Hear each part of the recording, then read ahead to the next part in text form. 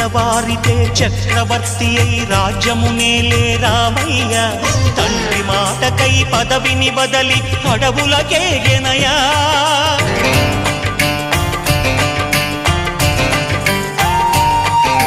మహిలో జనులను కావగ వచ్చిన మహావిష్ణు అవతారమయ్య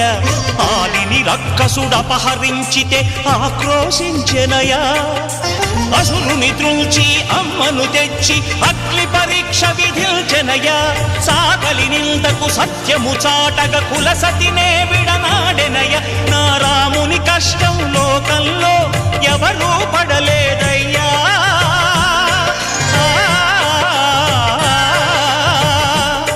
నా రాముని కష్టం లోకంలో ఎవరూ పడలేదయ్యా సత్యం ధర్మం త్యాగంలో అతనికి సరిలేరయ్యా కరుణా హృదయుడు శరణను వారికి అభయమొసగునయ్యా